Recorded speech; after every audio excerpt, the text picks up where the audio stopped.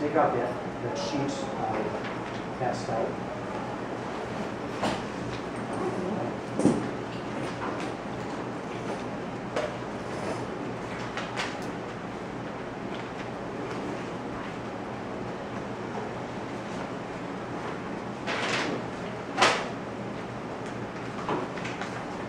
Just to briefly review 5 proofs of God's existence from reason.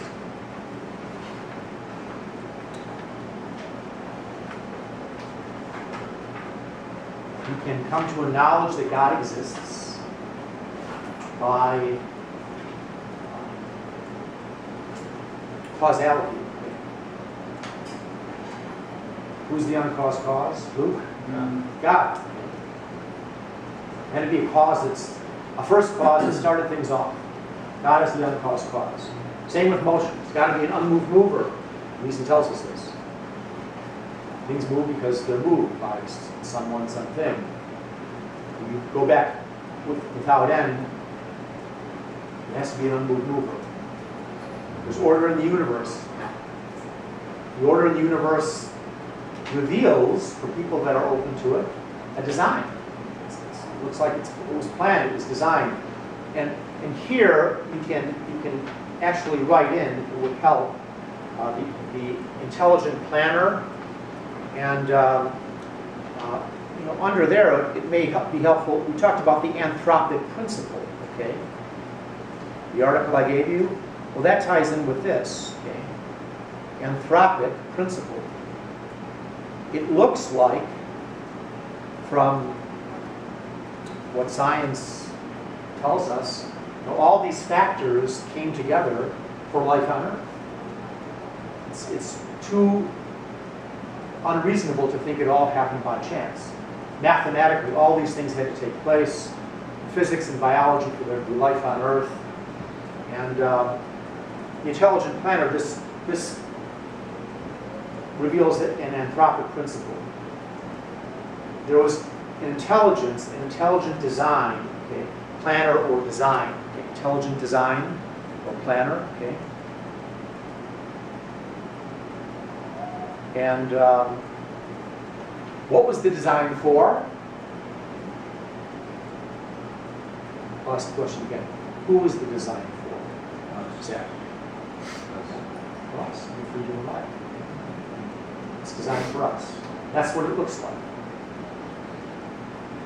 Then, contingency of things in the universe. Okay, there's a necessary being. Okay.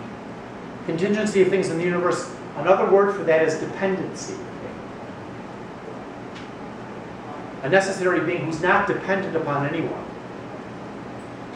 We are dependent beings. We're dependent upon a lot of things. Our existence, for one. Okay.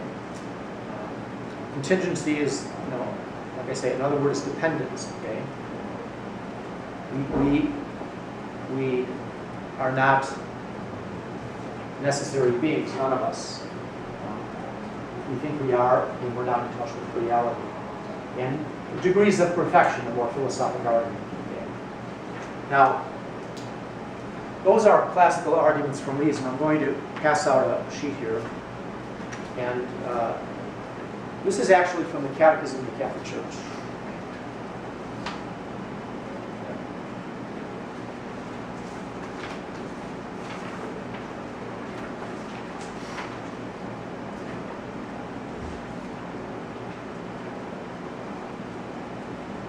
This is taken from the Catechism. Ways of coming to know God. And number 31 in the Catechism says, created in God's image, we're called to know and love Him. Why did God make us? You know why God made us? So we ask the questions why in theology and philosophy. Why did God make us? What's our purpose here on earth? God made us to know Him and to love Him and to serve Him in this life, to be happy with Him forever in heaven. That's why we're made. If you don't know that, then we're walking around in a blind alley, you could say. there's no purpose in life, well, why not just end it if we're sad? I'll just overdose on drugs or jump off a bridge or whatever.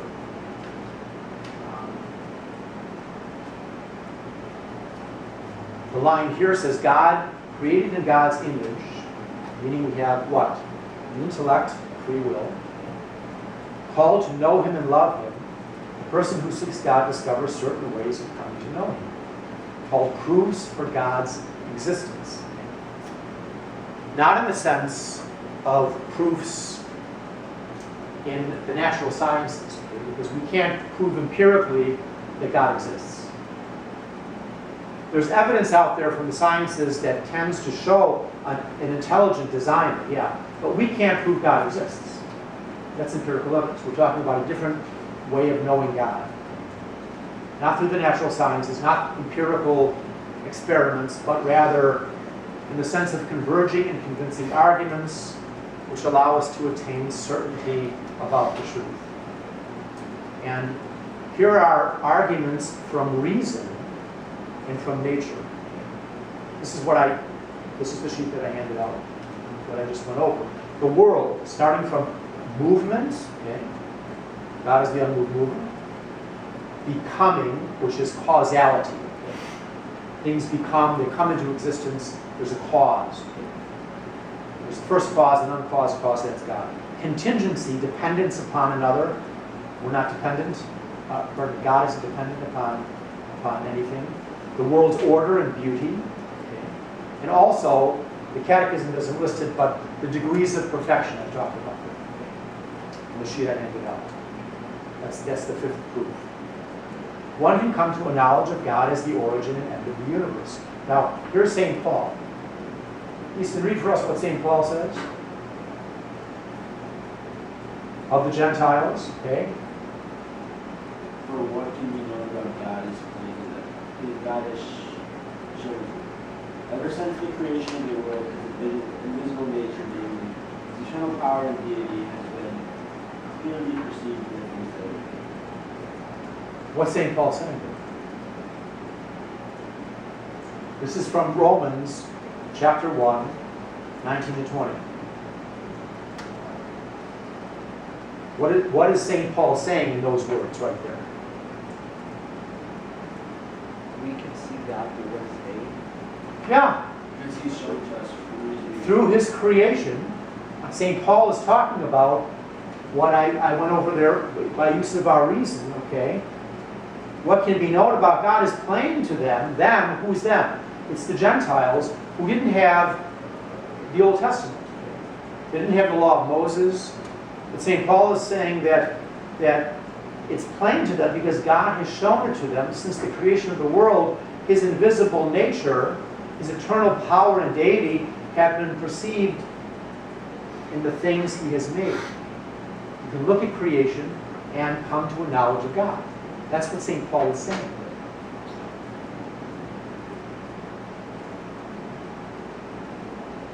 So, as well as His attributes.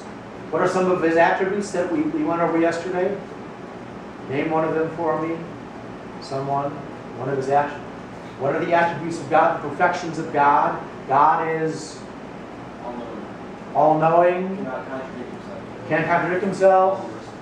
All-merciful. All just. He's completely just. He's eternal. He's eternal, has no beginning and no end. He's self-existing, okay? Self-existing. How does God, when He identifies Himself to Moses, I am who I am. That's the revelation to us that He's self-existing. Those are attributes of God. St. Augustine, building on what St. Paul says here, St. Augustine says, Luke, read for us. Question the beauty of the earth, question the beauty of the sea, question the beauty of the air descending and diffusing itself, question the beauty of the sky, question all these realities, all respond, see, we are beautiful. Their beauty is a profession, manifestio, these beauties are subject to change. Who made them if not the beautiful one, who is not subject to change? So So Augustine was saying, all this beauty we see out there, there's someone who's perfectly beautiful, and he's the one who made all these things. Now, those are arguments from reason, from nature. The Catechism adds a couple of other arguments that we can come to know God exists from just our personal experience, from the human person. And it says there, Brianna, why don't you read for us? The human person, number 33, with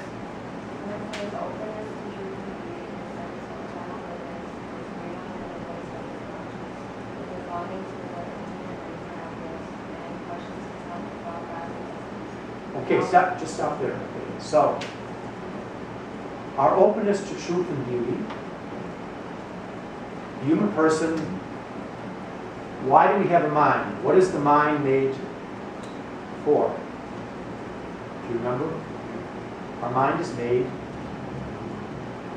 for what? For what? Why did God give us a mind? Why do we have a mind? Our mind is made to know the truth. Okay? So, we have an openness to truth. When we see the truth, it enlivens us. It excites us. We see a truth. And beauty. Our minds and hearts are made for truth and beauty. God is infinite truth. He's infinite beauty. But even here, creation is a reflection of God's infinite truth and beauty, especially His beauty. Our sense of moral goodness, our freedom, the fact that we have a free will, the voice of our conscience, that we're going to get to that in just a minute, okay? Our longings for the infinite and for happiness. All of us choose things that are going to make us happy. And we all long for perfect happiness. We want to be happy. Is there anyone who doesn't want to be happy? No. Even people that take their own lives, they're doing it to achieve what they think is something good. Why I'm suffering too much in this life, I want to end my life. Okay. To stop suffering. That's you could say, their own way of ending their misery or whatever, and their view of being happy. Yeah.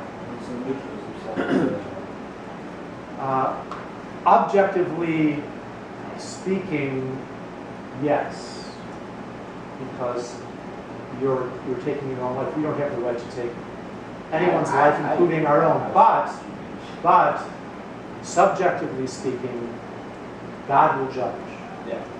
We So sometimes we can't make that judgment from our God. we can't make that judgment. Sometimes people may be so distraught over something, they're not in their right mind, and for something to be a mortal sin, a serious sin, it has to be serious. Taking one's life is serious, but it has to be with sufficient knowledge and full consent of the will. So, if someone has sufficient knowledge, is what? So for like super mentally ill, something like that. Yeah. Somebody who knew what exactly they were doing and did it just by God. Or there have been people that have been tortured, for example, prisoners of war, and they're just, they're out of their right mind, and all of your capacity to reason. yeah, well, God will judge that.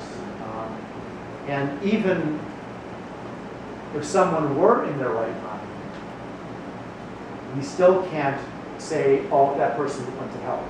The reason is, in their last moments, in the process of taking their life, they could have repented. I'll give an example of that. St. John Vianney is the patron saint of all priests.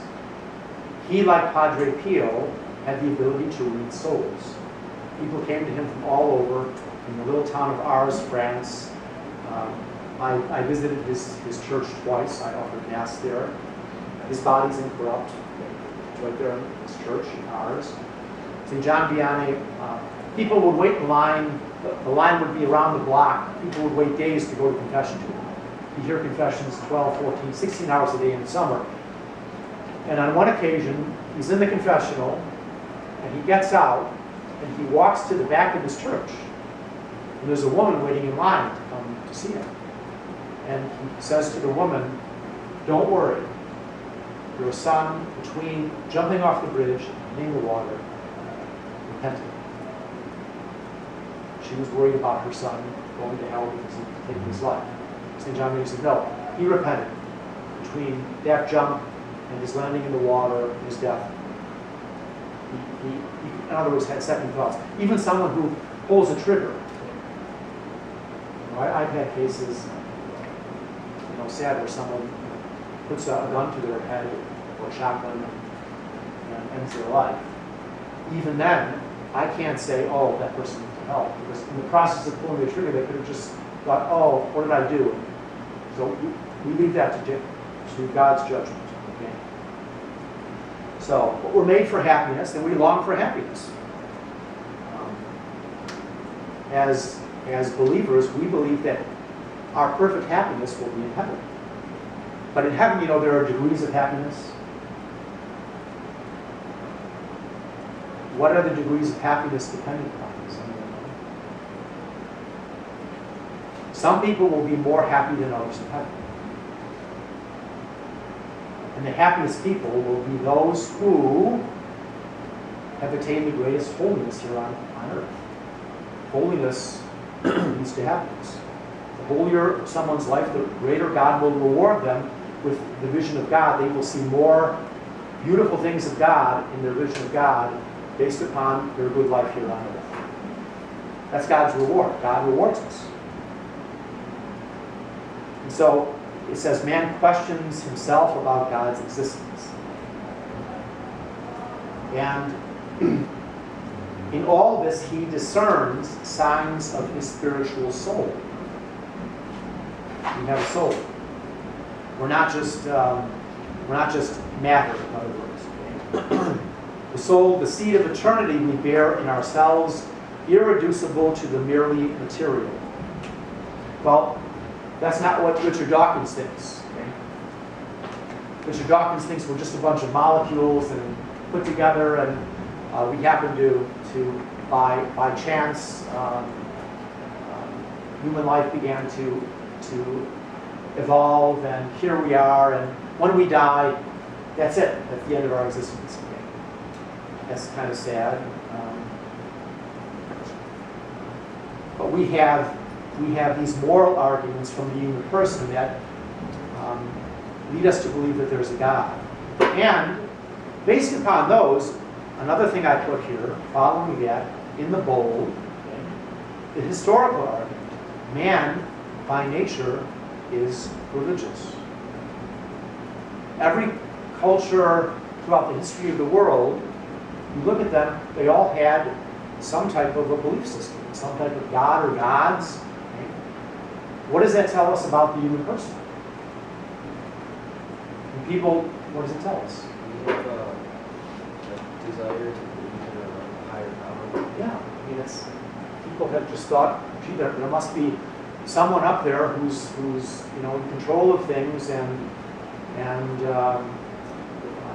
in every culture, man by nature is religious. All cultures. I don't think there's not been a culture where there hasn't been a religion. People are religious by nature.